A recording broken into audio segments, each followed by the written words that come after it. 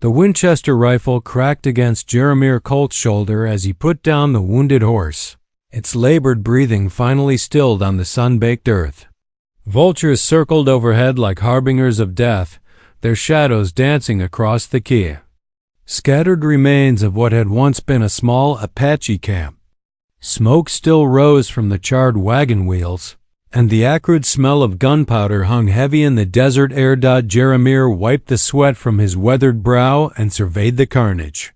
Another cavalry raid, by the looks of it brutal and thorough. He'd seen too many like this over the past 5 years, each one leaving him more hollow inside than the last. The lonesome cowboy had been tracking strays for the Triple Bar Ranch when he'd spotted the smoke column rising against the azure sky. A faint moan caught his attention, barely audible above the desert wind. Jeremiah's hand instinctively moved to his Colt .45 as he approached a overturned travois near the edge of the camp. There, half buried beneath a tattered blanket, lay an Apache woman. Her long black hair was matted with blood, her buckskin dress torn and stained crimson. But her chest rose and fell with shallow, determined breaths. "Jesus Christ," Jeremiah muttered, kneeling beside her. The woman's dark eyes fluttered open, focusing on him with surprising clarity despite her obvious pain. She couldn't have been more than 25, with high cheekbones and skin the color of burnished copper. A silver band on her finger caught the afternoon light. She was married, or had been. The woman tried to speak, her lips moving soundlessly. Blood trickled from the corner of her mouth. Jeremiah could see she'd taken a bullet to the side, the wound seeping through her fingers as she pressed against it. Around her neck hung a medicine bag, its beadwork still vibrant despite the violence that had claimed her people. "Easy there, ma'am," Jeremiah said softly, his usual gruff demeanor melting away. He'd killed Apache warriors in defense of cattle and settlers, but he'd never been able to stomach the slaughter of women and children. "I'm gonna help you." The woman's eyes widened with fear and confusion. She'd expected to die here among her fallen family, not to be found by a white cowboy with gentle hands and sorrowful blue eyes. She tried to pull away, but weakness overcame her resistance. Jeremiah lifted her carefully, feeling how light she'd become from blood loss. His horse, a sturdy bay Mari named Patience, stood waiting nearby. The woman's breathing grew more labored as he secured her across his saddle, her body burning with fever. The nearest town was Copper Creek, a day's hard ride south. Jeremiah had little love for the place, too many Bible thumpers and gossips for his liking, but it was the woman's only chance. Doc Morrison might be a drunk, but he was still the best surgeon within 100 miles. As the sun began its descent toward the western mountains, Jeremiah Colt rode through the gathering dusk with his unlikely burden, unaware that this single act of mercy would change both their lives forever. The dying Apache widow stirred against him, her fevered whispers carried away by the evening wind, speaking words in her native tongue that sounded almost like prayers. Behind them, the vultures descended to claim what remained of her world. Oil lamps of Copper Creek cast long shadows across Main Street as Jeremiah's horse stumbled into town near midnight. The Apache woman had grown still during the final hours of their journey, her breathing so shallow he'd stopped twice to check if she still lived. Doc Morrison's office sat above the saloon, its windows glowing amber in the darkness. "Doc!" Jeremiah shouted, hammering on the wooden door with his fist. "Doc Morrison, I need you." A window creaked open above, and the physician's gray head appeared, spectacles askew. "Jeremiah Colt? What in tarnation are you doing here at this ungodly hour?" "Got a woman here, shot up bad. Apache." The silence stretched for several heartbeats. Then Doc Morrison's head disappeared, and minutes later the door swung open.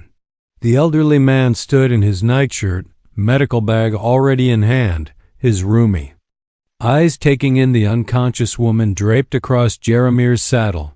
"Bring her up to the surgery," Doc said grimly. And Jeremiah, not a word of this to anyone until I've had a look at her. They carried her up the narrow stairs to Morrison's makeshift operating room.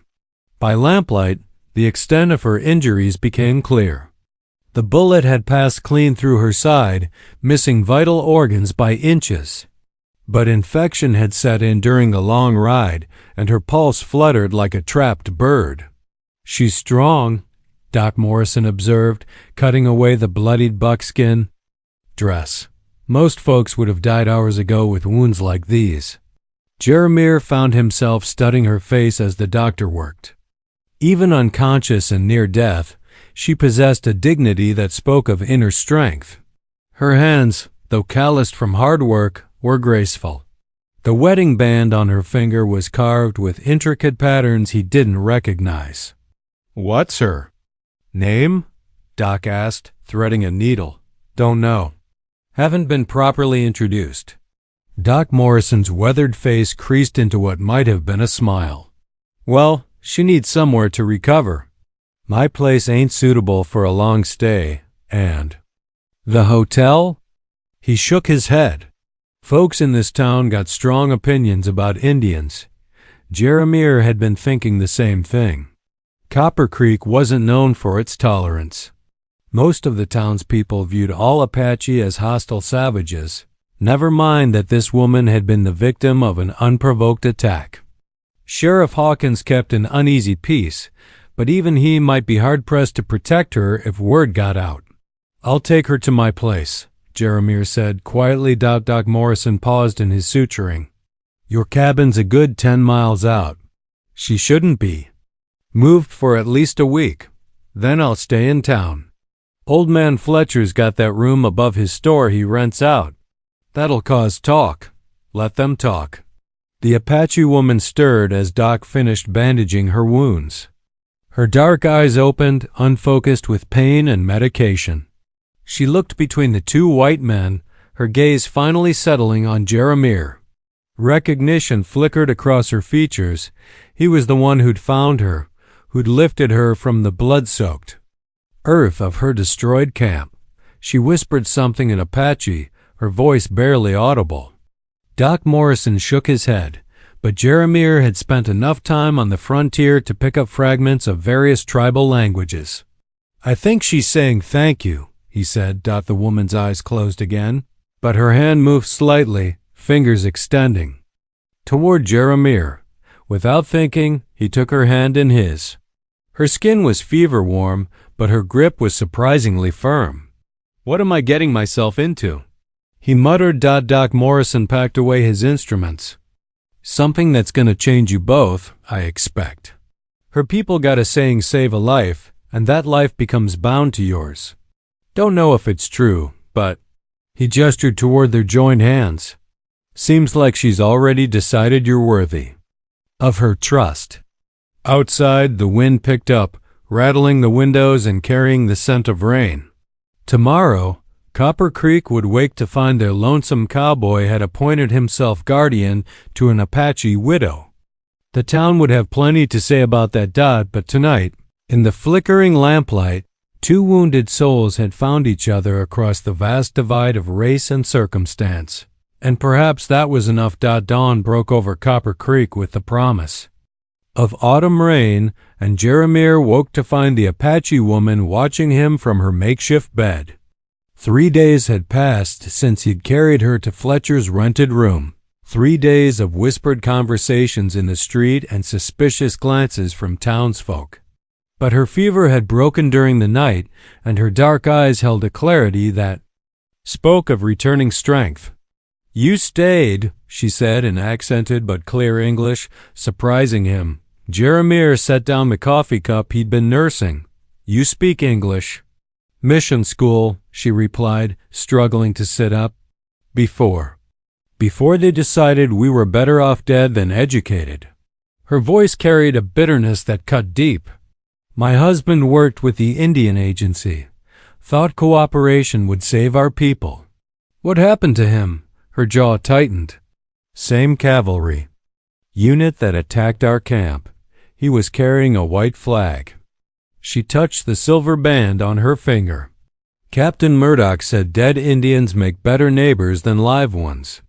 Jeremiah had heard the name before Murdoch was known for his brutal efficiency in clearing Apache settlements. The man had a reputation that made even hardened soldiers uncomfortable. That this woman had survived one of his raids spoke to either incredible luck or divine intervention. "What's your name?" Jeremiah asked. "Ayana. It means eternal blossom in my language." She studied his weathered face. "You are called Jeremiah. I heard the medicine man say it, Doc Morrison." "And?" "Yes, Jeremiah Colt." A ghost of a smile crossed her lips. "Colt, like the gun that kills my people." The irony wasn't lost on him. "I'm sorry. You did not choose your name any more than I chose mine." Ayana shifted, wincing as her wounds pulled. "Why did you save me?" It was a question he'd been asking himself. Seemed like the right thing to do. Many of your people would disagree. Before Jeremiah could respond, heavy footsteps echoed on the stairs. Sheriff Hawkins appeared in the doorway, his badge catching the morning light. The lawman was a decent sort, but Jeremiah could see the worry lines etched deep around his eyes. "Jeremiah," Hawkins nodded. "Ma'am?" He removed his hat awkwardly. "I'm afraid we got us a situation brewing." "What kind of situation?" "Word's gotten out about your house guest. Some of the men are talking about forming a committee to deal with the Indian problem." Hawkins's voice carried an edge of warning. "Preacher Williams is stirring folks up, saying harboring savages is against God's will." Ayana's hand moved instinctively to her medicine bag, her fingers tracing the beadwork. Jeremiah noticed the gesture and felt something protective stir in his chest. "She's a wounded woman, not a threat," Jeremiah said. "I know that, and you know that, but try explaining it to Ezra Hutchins. His brother was killed in an Apache raid last spring." Hawkins replaced his hat. "I can keep the peace for now, but you'd best think about moving on once she's fit to travel." After the sheriff left, Ayana was quiet for a long time. When she finally spoke, her voice was barely above a whisper. "There is something you should know," she said. "Something that will change everything." Jeremiah waited. "My husband. Before he died, he discovered something. Gold deposits in the sacred mountains, enough to make men kill for it." Her dark eyes met his. "Captain Murdoch's raids aren't random. He's clearing the land for mining claims, using official orders to cover his greed." The implications hit Jeremiah like a physical blow. "You have proof?" Ayana reached into her medicine bag and withdrew a folded paper stained with blood but still readable. "This was hidden in my husband's clothes when they killed him. I took it before I fled." Jeremiah unfolded the document. It was a letter in Murdoch's hand, outlining plans to permanently relocate Apache populations from mineral-rich territories. The letter was addressed to someone named Montgomery, a name Jeremiah recognized as belonging to one of Colorado's most influential mining barons. "My God," he breathed. "Your people will not believe the word of an Apache widow," Ayana said. But if a white man were to present this evidence... She didn't need to finish. Jeremiah understood what she was asking and why she'd trusted him with this devastating secret. Tomorrow morning, he would have to make a choice that would determine not just their fates, but the fate of every Apache still clinging to life in these mountains. Outside, storm clouds gathered on the horizon, and the wind carried the scent of coming change. Morning brought trouble in the form of 30 angry townspeople gathered outside Fletcher's general store. Jeremiah woke to the sound of raised voices and looked out to see Preacher Williams holding court on the wooden sidewalk, his Bible raised high as he spoke of Christian duty and the dangers of consorting with heathens. "The Lord tests us with temptation," Williams declared, his voice carrying over the crowd. "But we must not let misguided charity blind us to the savage nature of these people." Ayana was awake too, sitting up despite Doc Morrison's orders to rest. She'd heard every word, her face composed but her hands trembling slightly as she folded the incriminating letter and tucked it back into her medicine bag. "They come for me," she said simply. Jeremiah checked his Colt .45, ensuring it was loaded. "They'll have to go through me first." Heavy boots thundered up the stairs. Ezra Hutchins appeared first, followed by 3 other men Jeremiah recognized, store clerks and ranch hands mostly, good men led astray by grief and fear. Hutchins held a length of rope, his face flushed with righteous anger. "Stand aside, Colt," Hutchins said. "We don't want trouble with you, but that Apache squaw has got to go." "She's a wounded woman under my protection," Jeremiah replied, his hand resting on his gun butt. "Anyone wanting to harm her will answer to me. She's a savage." Hutchins spat. "Her kind killed my brother, scalped him, and left him for the buzzards. I won't have her kind in our town." "Did she kill your brother, Ezra?" "Was she there when it happened?" Hutchins faltered. "Well, no, but then you got no quarrel with her." The standoff might have turned deadly if not for Sheriff Hawkins pushing through the crowd. The lawman looked haggard, as if he'd aged years. Overnight, behind him came an unexpected figure, Judge Cornelius Blackthorne, the circuit judge who'd arrived in town on the morning stage. "What's all this commotion?" Judge Blackthorne demanded, his gray whiskers bristling with authority. He was a small man but carried himself with the weight of the law behind him. Preacher Williams stepped forward. "Your Honor, we demand justice. This cowboy harbors an Indian in direct violation of territorial law." "What territorial law?" Judge Blackthorne asked dryly. "Last I checked, caring for the wounded wasn't a crime in Colorado territory." The crowd muttered uncertain. Judge Blackthorne had a reputation for fairness that even the most prejudiced couldn't argue with. He'd sent white men to hang for murdering Indians, and Indians to hang for murdering whites, believing the law should be colorblind. "May I see the woman in question?" the judge asked. Jeremiah stepped aside reluctantly. Judge Blackthorne entered the small room, his keen eyes taking in Ayanna's bandages and pale complexion. She met his gaze steadily, showing no fear despite the crowd's hostility. "What is your name, child?" he asked gently. "Ayanna. I was wife to Joseph Crow Feather, who worked with the Indian Agency." Judge Blackthorne's eyebrows rose. "Joseph Crow Feather?" "I knew him. A good man, spoke excellent English, always tried to keep peace between our peoples." His expression darkened. "I heard he was killed in a raid last month." "Yes," Ayanna said quietly, "along with 37 others in our camp. Women, children, elders who had never raised a weapon against anyone." The judge studied her for a long moment. "And how did you survive?" "This man found me dying and chose mercy over hatred." Judge Blackthorne turned to face the crowd.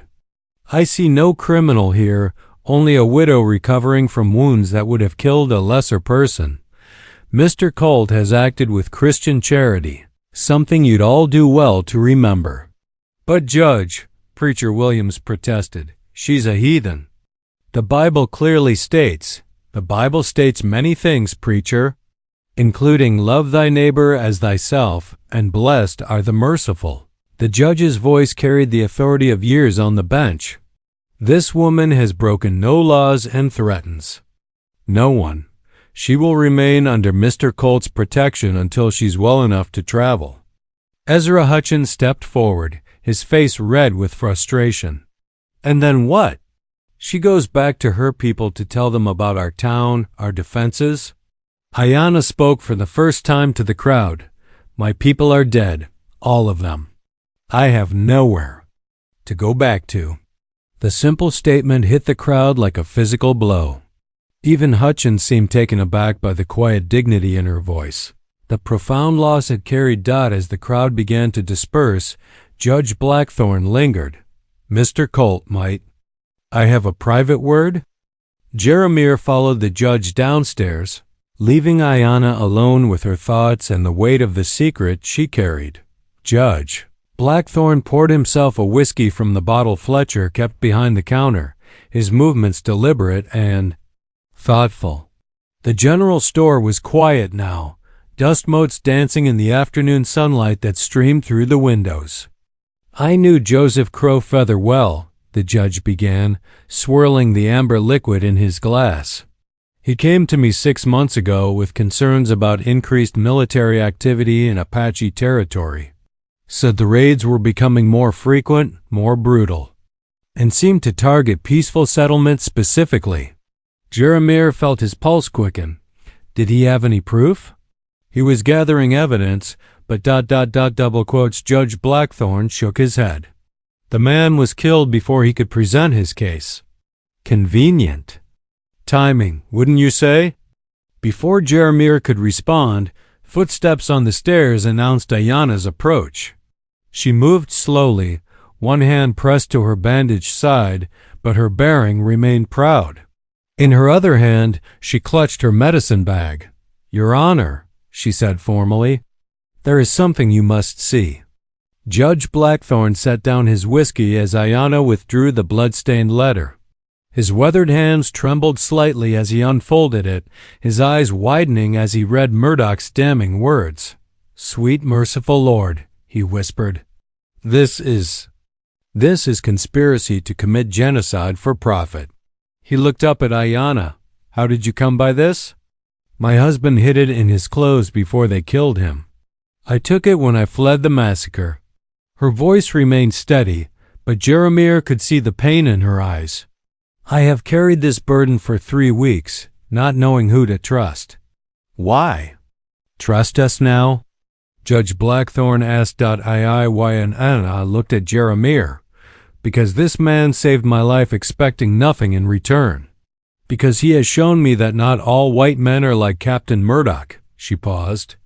And because you are a judge. Who knew my husband's worth? Judge Blackthorne refolded the letter carefully. This evidence could bring down Murdoch and his conspirators, but presenting it will be dangerous. Montgomery has powerful friends in Washington. They'll claim this is a forgery, that an Apache widow can't be trusted.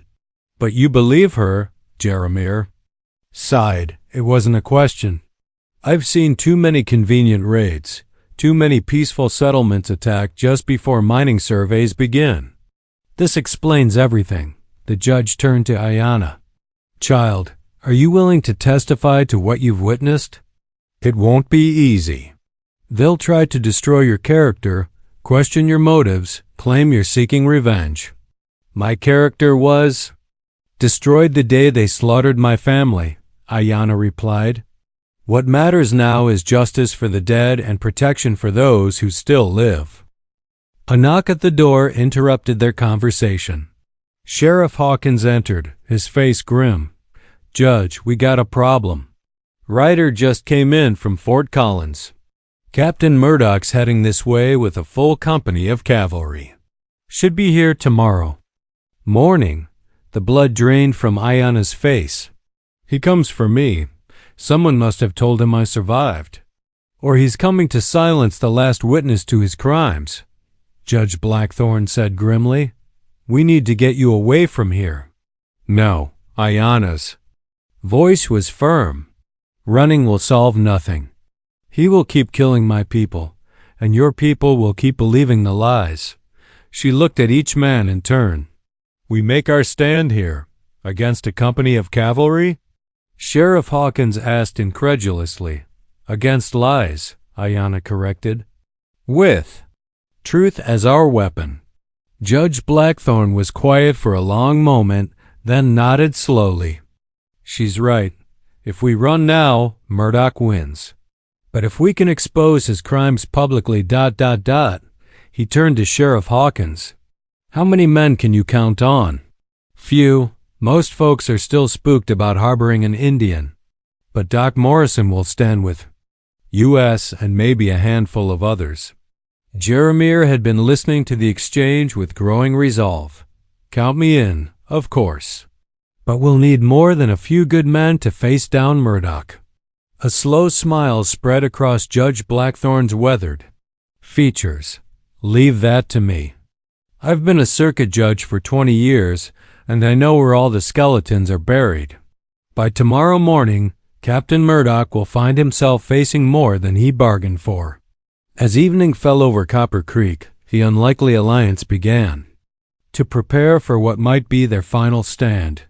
Outside, storm clouds gathered, and the wind carried the scent of rain and revolution. Ayanna stood at the window, her reflection ghostly in the glass. Tomorrow would determine whether justice could triumph over greed, whether an Apache widow's testimony could bring down a corrupt cavalry captain, whether love could bloom in the midst of such darkness remained to be seen. Captain Murdoch rode into Copper Creek at dawn with 27 mounted soldiers, their sabers gleaming in the early morning light. The cavalry captain was a lean man with cold gray eyes and a mustache waxed to precise points. His uniform bore the dust of hard riding, but his bearing remained military straight as he surveyed the town with obvious contempt. Jeremiah watched from Fletcher's window as the soldiers formed ranks in the street below. Ayanna stood beside him, her hand resting on his arm. The simple gesture spoke volumes. Somewhere in the past week, they had moved beyond protector and protected to something deeper, more complex. He looks exactly as I remember, Ayanna said. Quietly, those eyes ... like winter ice. Sheriff Hawkins emerged from his office to meet the cavalry column, his badge catching the morning sun. Judge Blackthorn stood on the courthouse steps, flanked by two men Jeremiah didn't recognize, Eastern types in expensive suits who'd arrived on the late stage. Gentlemen. Captain Murdoch's voice carried easily across the square. I'm here on official business. I'm told you're harboring a hostile Apache who escaped justice. Judge Blackthorn stepped forward. Captain Murdoch, I presume? I'm Circuit Judge Cornelius Blackthorn. This woman is under the protection of this court, recovering from wounds sustained in what appears to have been an unprovoked attack on a peaceful settlement. Murdoch's laugh was like glass breaking. Peaceful? Apache don't know the meaning of the word. This savage is wanted for questioning in connection with raids on white settlements. That's a lie. Every head turned as Ayanna appeared on Fletcher's porch, leaning heavily on Jeremiah's arm but standing proud and straight.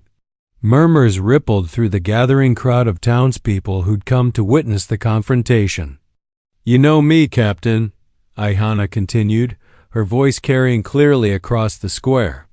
You know I was never a warrior. I was a teacher at the mission school, a wife who tended sick children and old people. Murdoch's eyes narrowed to slits. I know you're a lying Apache squaw who should have died with the rest of your mongrel tribe. A collective gasp rose from the crowd.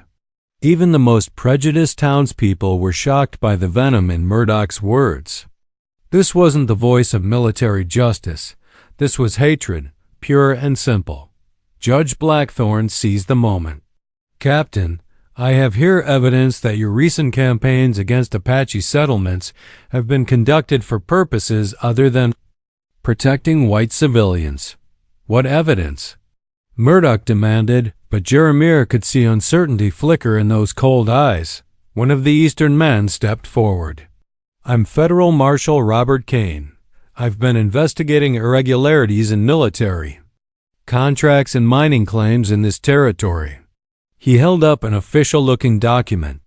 This is a warrant for your arrest, Captain, on charges of conspiracy, murder, and treason. The square erupted in chaos.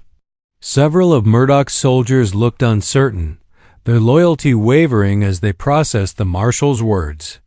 But the captain wasn't finished. You'd take the word of a savage over a decorated army officer? Murdoch snarled. This is all some elaborate Apache trick? Then explain this, Ayanna said, producing the blood-stained letter from her medicine bag. She held it high for all to see. Your own words, Captain, describing how you plan to clear Apache lands for your mining partners. Murdoch's face went pale, then flushed red with rage. His hand moved to his saber hilt.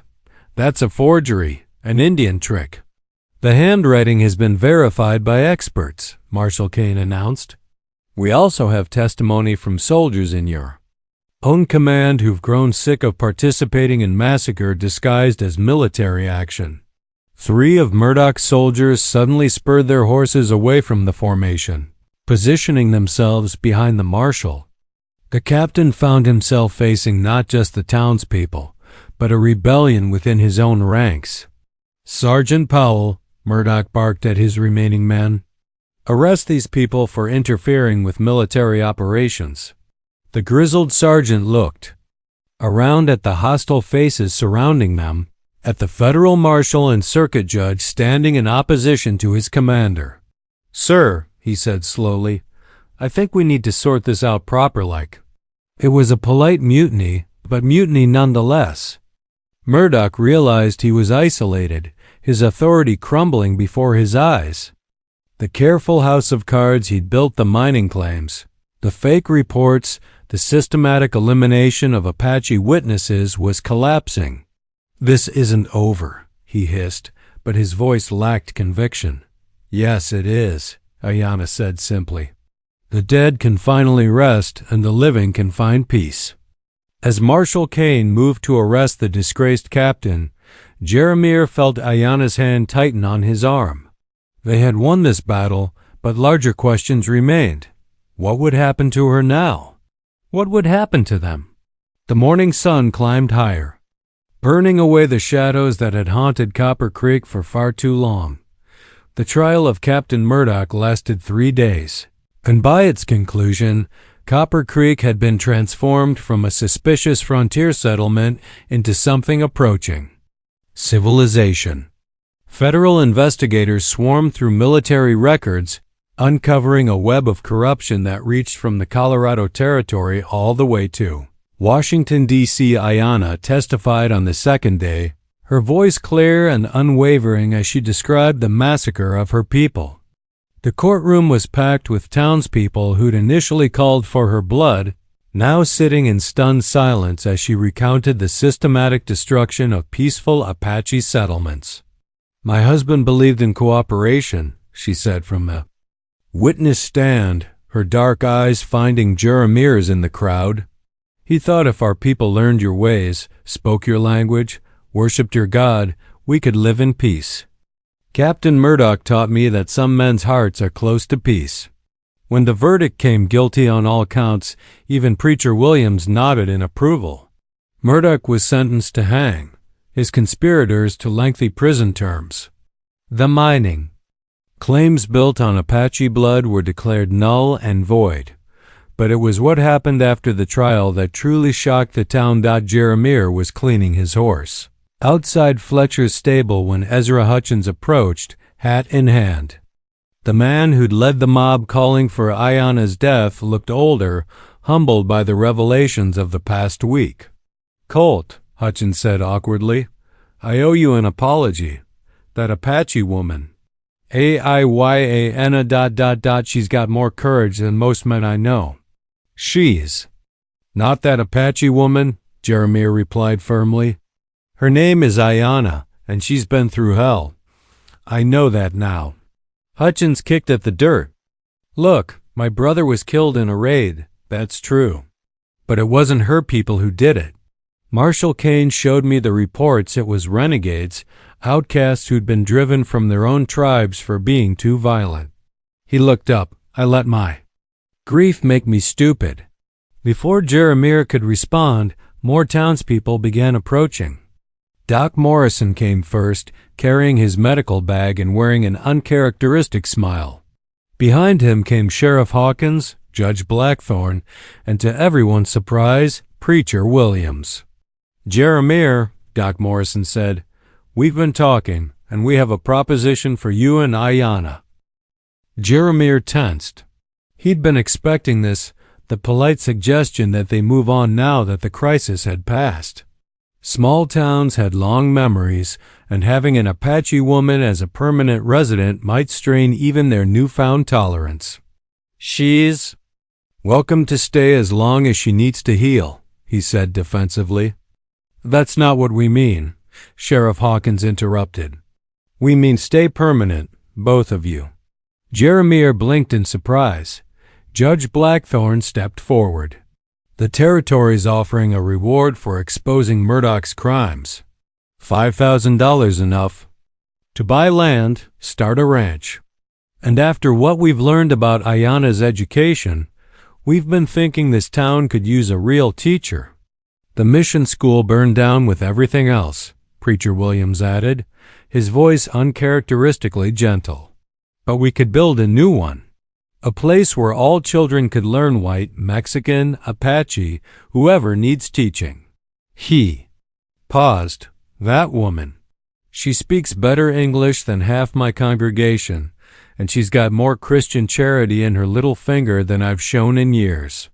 Ayana had emerged from Fletcher's store during the conversation, moving slowly but steadily as her wounds continued to heal. She'd heard everything, and Jeremiah could see tears gathering in her dark eyes. "You would accept me?" she asked quietly. "After everything that's happened?" "Lady," Ezra Hutchins said gruffly, "after watching you face down that bastard Murdoch, I'd be honored to call you neighbor." A cheer went up from the gathered townspeople, not all of them, but enough to matter. Doc Morrison was grinning like a fool, Sheriff Hawkins was nodding approvingly, and even Judge Blackthorne looked pleased with his role in the transformation. But it was Jeremiah that Ayana looked to, searching his weathered face for an answer to the unspoken question hanging between them. The lonely cowboy who'd found her dying in the desert, who'd risked everything to save her life, what did he want? "I never was much for staying in one place," Jeremiah said slowly, his blue eyes meeting her dark ones. "But I reckon there's worse fates than putting down roots in good soil." The smile that spread across Ayana's face was like sunrise after the longest night, bright enough to chase away the last shadows of their shared trauma. Tomorrow would bring new challenges, but today brought something neither of them had dared hope for: acceptance, community, and the possibility of a future neither had to face alone. Winter came early to Copper Creek that year, blanketing the valley in pristine white and transforming the rough frontier town into something almost magical. Jeremiah split his time between building a cabin on the land he'd purchased with the reward money and helping Ayana establish the new school in the converted backroom of Fletcher's store. The schoolroom was modest 10 desks, a blackboard dock. Morrison had ordered from Denver, and a pot-bellied stove that Doc Jeremiah kept supplied with wood. But it represented something revolutionary, the first integrated school in the Colorado Territory, where Apache, Mexican, and white children learned side by side. Ayana proved to be a natural teacher, patient with the younger children and firm with the older ones who tested boundaries. She taught them to read and write in both English and Spanish, and with Judge Blackthorne's permission, she also taught basic Apache phrases to any child interested in learning. Language is a bridge, she told her students one snowy December morning. The more bridges we build between peoples, the less likely we are to fight. 8-year-old Mary Fletcher, the storekeeper's daughter, raised her hand. "Miss Ayana, will you teach us to write our names in Apache picture writing?" "Hieroglyphs," corrected Tommy Hutchins, Ezra's nephew. At 12, he was the oldest student, and appointed himself assistant teacher, like the ancient Egyptians used. Ayana smiled. "Very good, Tommy. Yes, Mary, I can teach you some Apache symbols, though they're different from Egyptian hieroglyphs." Jeremiah watched from the doorway, still amazed at how naturally children accepted what adults found difficult. These kids saw nothing strange about learning from an Apache woman to them. She was simply Miss Ayana, who told the best stories and never raised her voice when they made mistakes. "Mr. Colt," Mary Fletcher called out, spotting him. Are you coming to the Christmas social tomorrow? Jeremiah felt his cheeks warm. The whole town knew he'd been courting Ayanna, though they'd been careful to observe proper decorum. Evening. Walks, shared meals at the hotel restaurant, long conversations on Fletcher's porch, all conducted under the watchful but approving eyes of the community. I reckon I might, he said, earning giggles from the girls and knowing looks from the boys. That evening, as snow continued to fall outside, Jeremiah and Ayanna sat by the fire in her small room above the school. The wound in her side had healed completely, leaving only a thin silver scar that she sometimes touched absently when lost in thought. The children asked me today if I miss my old life, Ayanna said, watching the flames dance. I told them yes. But I also told them that sometimes losing everything is the only way to discover what truly matters. Jeremiah set down his coffee cup. And what matters? She turned to face him, her dark eyes reflecting the firelight. Kindness matters. Courage matters. The willingness to stand up for what's right, even when it's dangerous. She paused. Love matters most of all. The word hung between them like a bridge neither had dared cross until now. Jeremiah reached for her hand, marveling at how perfectly it fit in his larger, calloused palm. Ayanna, he began, then stopped, searching for words. That seemed inadequate. I know, she said softly. I feel it too. Outside, the wind howled through the mountains where her people once lived free. But inside this small room, two hearts had found shelter in each other. Tomorrow would bring the Christmas social, and with it, a decision that would shape both. Their futures. But tonight was enough, just the two of them. The fire, and the quiet miracle of love growing in the most unlikely soil. The Apache widow and the lonely cowboy had saved each other in ways that went far deeper than the rescue that brought them together. In a world that had shown them both cruelty and loss, they had discovered something precious, the possibility of healing, of hope, of home. Christmas morning dawned clear and cold over Copper Creek, the snow-covered mountains standing like silent sentinels around the valley. The entire town had gathered in the newly constructed community hall, a building that had risen from the ashes of old prejudices to become a symbol of their collective transformation. Jeremiah stood near the punch bowl, uncomfortable in his best suit and freshly trimmed beard, watching Ayanna move gracefully through the crowd. She wore a dress that Mrs. Fletcher had sewn for her, deep blue wool that brought out the highlights in her black hair and complemented her copper skin. Every man in the room had noticed how beautiful she looked, but it was the children who claimed most of her attention. Miss Ayanna, little Mary Fletcher tugged at her skirt. Will you tell us the story about the winter spirits? Soon Ayanna was surrounded by a circle of children, their faces rapt with attention as she wove a tale that blended Apache folklore with Christian themes of hope and redemption. Even the adults found themselves drawn into her storytelling, and Jeremiah felt a familiar surge of pride watching her work her gentle magic on the community. Judge Blackthorne approached, a glass of cider in his weathered hand. Fine woman you've got there, Jeremiah. Finest teacher these mountains have ever seen. She's not mine, Jeremiah replied automatically, though the words felt strange on his tongue.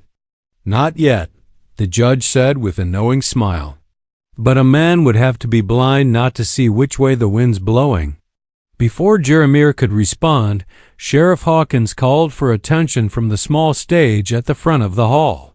Folks, before we start the dancing, Miss Ayanna has something she'd like to say.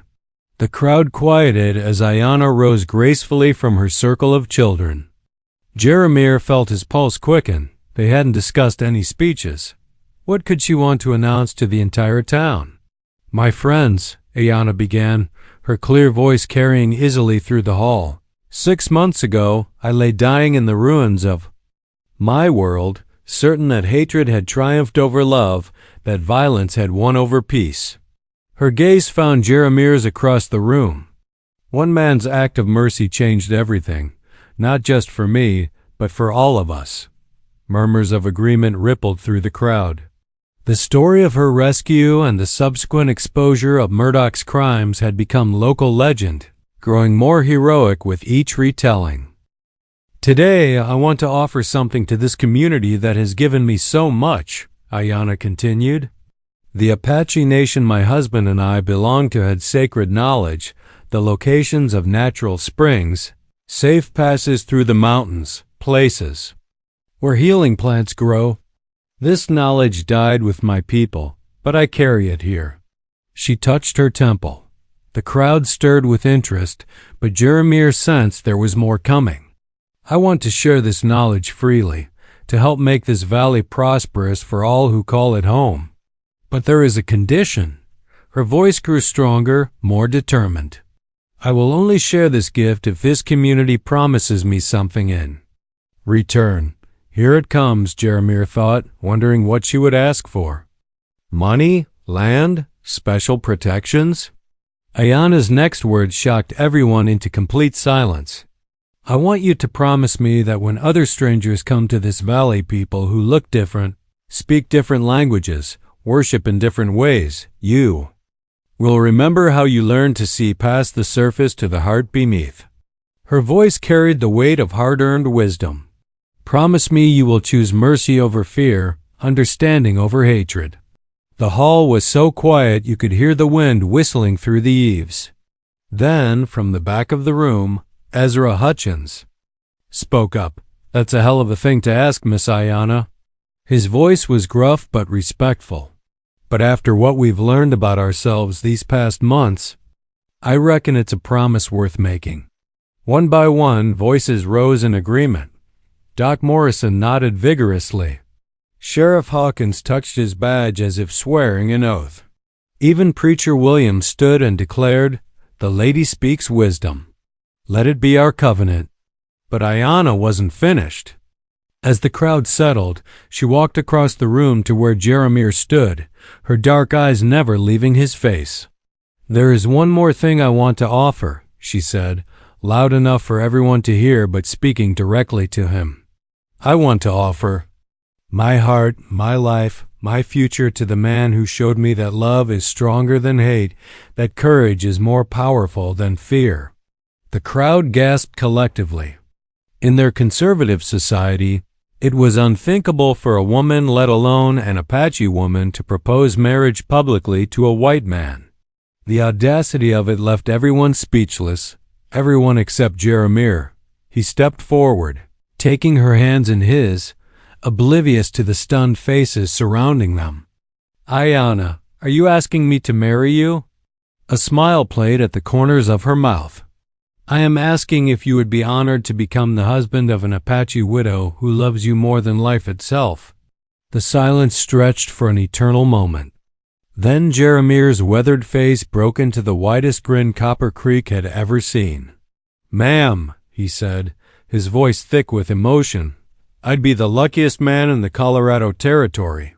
The hall erupted in cheers, applause, and not a few tears. Someone started playing a fiddle, and couples began moving onto the dance floor. But Jeremiah and Ayana remained motionless in the center of it all, holding each other as if they were the only two people in the world. You shocked them, Jeremiah murmured into her hair. Good, Ayana replied, her arms tightening around him. Sometimes shock is what it takes to open hearts that have been closed too long. As they swayed together to the music, neither the lonely cowboy nor the Apache widow could have imagined that their love story would be told for generations, a testament to the power of mercy, the triumph of understanding over prejudice, and the miracle of finding home in the most unexpected places. Outside, snow continued to fall on the Colorado mountains, but inside the community hall of Copper Creek, spring had already begun to bloom in the hearts of two people who had learned that love, like hope, can grow in even the harshest soil. Their wedding would take place in the spring, officiated by Judge Blackthorne and blessed by Preacher Williams. Their children would grow up speaking 3 languages and knowing themselves to be bridges Between worlds. Their legacy would be a community that chose compassion over fear. A town that proved even the deepest wounds could heal when tended by love. But that is another story. This one ends where all the best love stories do, with two souls finding each other against all odds, and a community discovering that their capacity for love was far greater than their capacity for hate. The lonely cowboy was lonely no more. The dying Apache widow had chosen to live, and Copper Creek would never be the same.